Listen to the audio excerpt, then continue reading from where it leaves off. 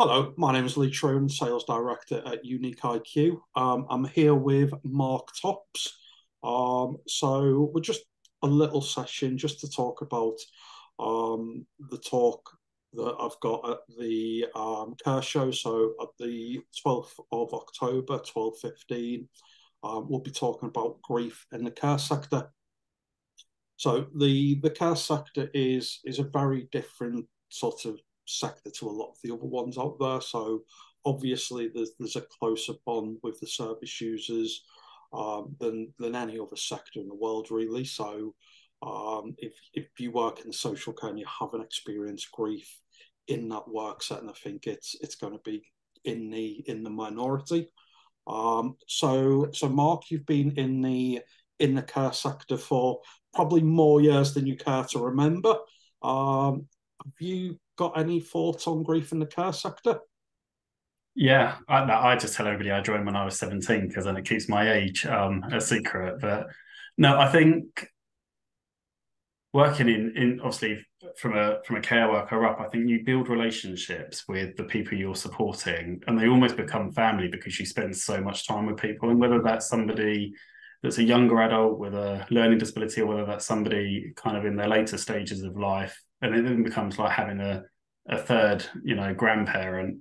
And I think we don't upskill our staff enough to deal with actually when somebody does die and when they do pass away, or even actually if you've supported somebody for many years and they move service. And I think that kind of that trauma and that grief stays with people, and I think then eventually it comes out. And I think there are companies out there that do a great job. I think they facilitate, that end of life pathway for the person that's being supported, but they involve the staff, and they're invited to the funeral, and they kind of get that way of closing that kind of chapter in their life. But I think for a lot, and I kind of reflect back over my career, there's a lot of people that have passed away that I'd worked with for 3 4 years, or had moved services, and you just never ever hear whatever happened to them or what the outcome was if you kind of don't stay in touch with the relatives.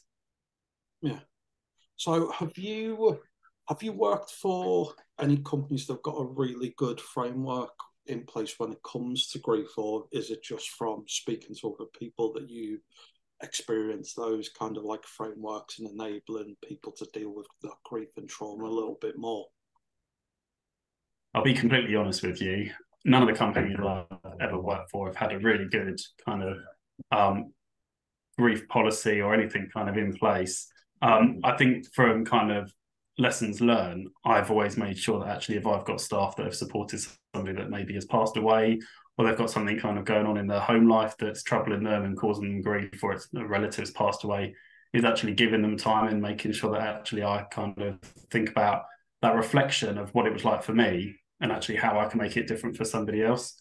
And I know in my previous company, we had people that unfortunately did pass away, but actually making sure that staff had, the opportunity of doing something that they wanted to do to remind them of that person, whether that was, you know, releasing balloons into the air with notes in them, whether that was actually getting an area within the garden where they planted a tree in memory. And I think they only have to be small things, but I think as long as you involve your staff team kind of in those final moments, it definitely helps. Awesome, awesome.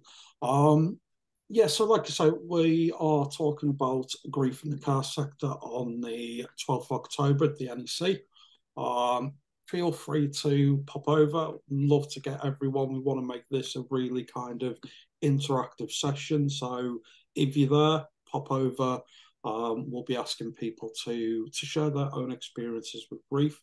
Now, if you're either not able to make the show or if you're not comfortable talking about grief with a microphone shoved in your face, which I can understand that, feel free to drop either me or Mark a message on LinkedIn with your experiences, and we'd love to share them and again get people talking about grief in the care sector, because our carers do so much for the people that they look after that it's about time we start talking about grief, opening up that conversation, and just helping our carers to have a good work life balance.